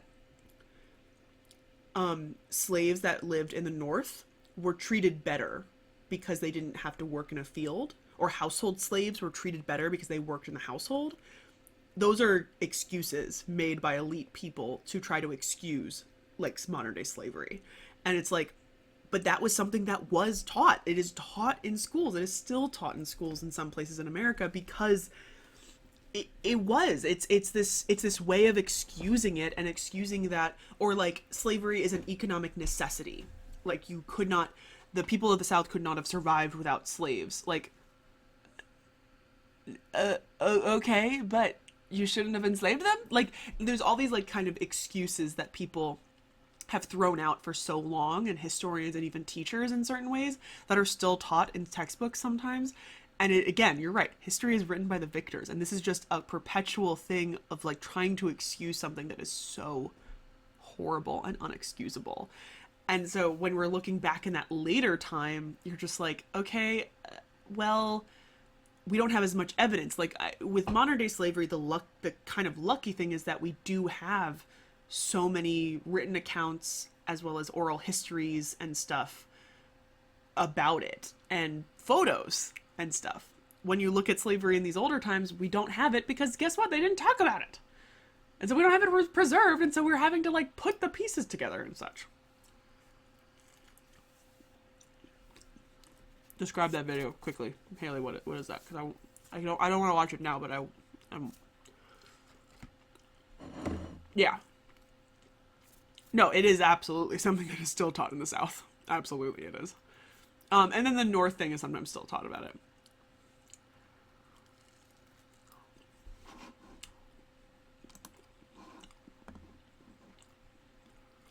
History are black and white. A lot of it is gray, and that includes the Civil War. It was actually fighting for states' rights. No! States' rights to do what?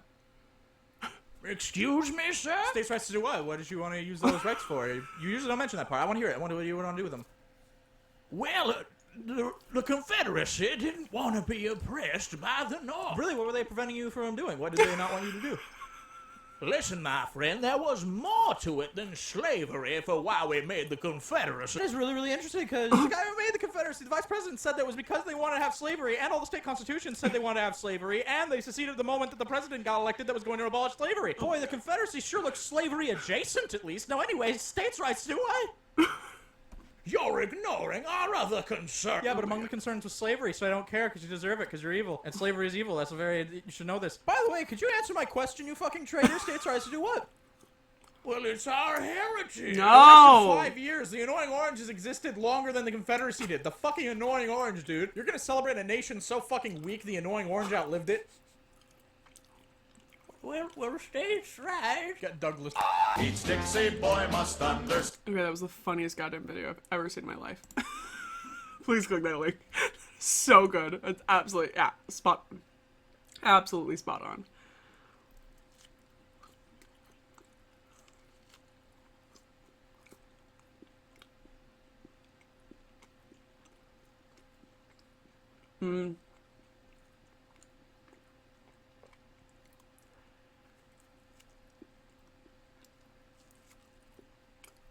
I have no idea, man.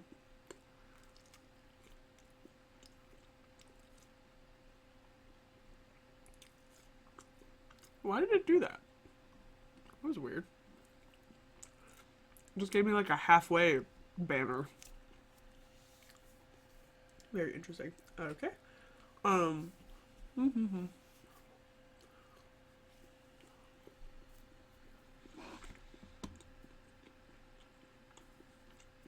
Dubus Goobus. I've never heard that before, but that's amazing. I'm definitely gonna watch more of those videos.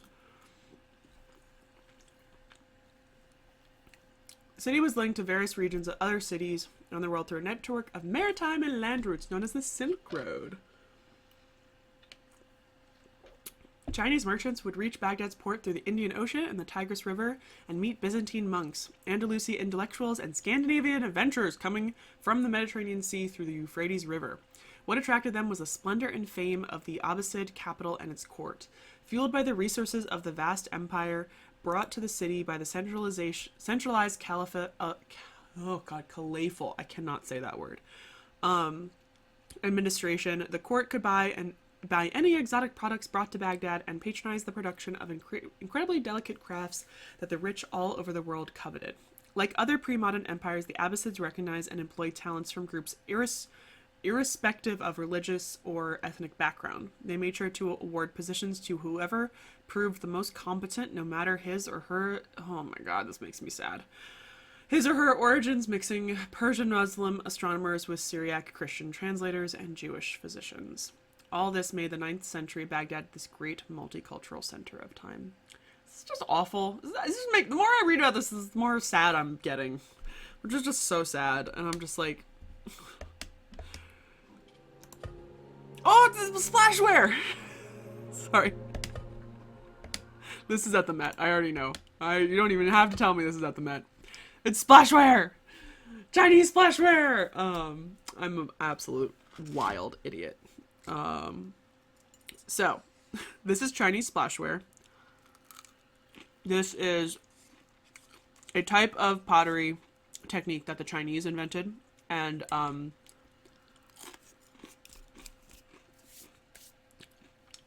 then brought to this area, and then people in Baghdad in this area started recreating it.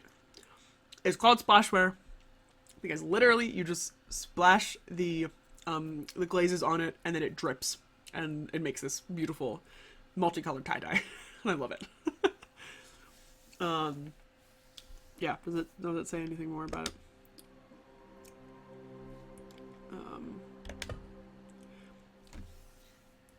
Hello! That's fine.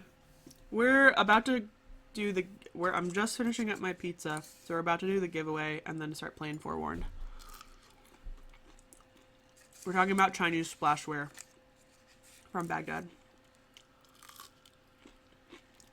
Alright, these zucchini fries slap. This has ruined me. I'm gonna have to go get these all the time now. Damn it. You're so good. And that sauce. I have one more slice of pizza, but I think I'm gonna save it in case my stomach hurts. And actually, we're going to do the cake soon. So it does, but it's like revolutionary. So, but yeah, it does look like that thing where you put the Skittles and you hit the, absolutely. No problem. Oh yeah, I forgot you're in London. Have fun. London's so fun. In Baghdad's bazaars, one could find almost all the products in the known world. Chroniclers wondered at items such as Russian fox skins, Indian sandalwood, and Byzantine goldwork, but most trade involved rather less prestigious precious commodities. I think that's a counteractive. I love it. I love it here. People don't understand why. I love London. London was, I mean, it's so expensive, but like I would love to live in London. Public transportation is like the #1 reason why I want to live in London. The public transportation is so good. Food staples such as grain, rice, or dates, alongside delicacies such as almonds or sugar, make up the bulk of the loads and shipment. The trade routes also supplied Baghdad with extensive selection of manufactured goods, from exotic Chinese porcelain to more common Egyptian glass. The style of some of them, such as the Chinese-inspired tri-colored splash decoration of this plate, were then copied throughout the empire. Nestled in the midst of these wares were some truly expensive products, which wealthy elites from Scandinavia to China craved. Omani, ambergris, and African ivory. Oh yeah, I remember learning about those. Most merchants did not specialize in any one type of item, but rather tried to acquire at a low cost whatever commodity that they thought could sell for a profit elsewhere. They then put together their haul in bales, baskets, and ceramic containers, loaded them onto beasts of burden or ships, and ventured to the nearest regional market. with the important exception of the Sogdian, we love Sogdian people, traders who ran and managed their various routes on the Silk Roads. Merchants rarely went further than a few days away from their home. Besides some extremely important trade hubs such as Baghdad, Samarkand, and Bukhara, the presence of travelers from faraway lands would therefore have been a rare sight, but their goods could be sold and resold all over Eurasia. We have much different reasons why we'd move here. I mean, the dating game is also a possibility, but yes, I miss the public transportation. I miss the buses. I loved the buses. I loved the buses, and I live there. Yeah, I miss that city. I just want to see what other images they have, because this is really cool. God, look at that. Isn't that amazing? Isn't that insane? I always forget how far this stretch is. This stretch is way far. I think I always kind of think Iraq is way closer to India. I think it's because Iran is so big. I always kind of forget Iran is really big. But I always kind of weirdly think, but like literally this is insane. So like this guy, Alexander the Great, gets here, he conquers all of this, and stops somewhere around here. He almost gets to India. He's sort of in India, not really in India. Not including this and this. Like, he gets so much of the world that's so far away. Jethro Parsons, thank you so much. Yay. Welcome. 36. It won't add it at the bottom because that's new subs, but I don't care. We're adding that anyway. Thank you so much, Jethro Parsons. We're doing 3 years. We're almost 10 hours in. We actually might not end at 10. We might end a little bit later just because I want more time to stream, play some Forewarned, but we'll see how long Haley wants to stay. But I mean, this is just like insane. Then of course this is a giant gap right here because this is all Himalayas. This is where it gets like real complicated. So you don't want to go through there. But like this is all the trade routes, that the Silk Road and all this stuff. Yeah. So my professor, he studied more up in this area. I think he excavated Samarkand. I can't remember. He was so cool. I love this professor. I would really love to go back to the university, and I'd hope he remember who I was. He literally was.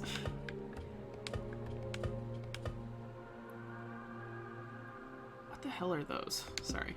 Wah! No, I went absolutely the wrong way.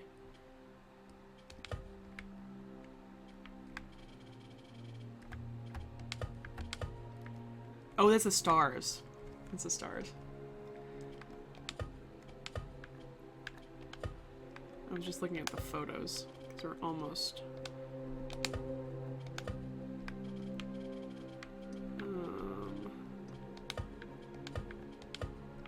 Taxes.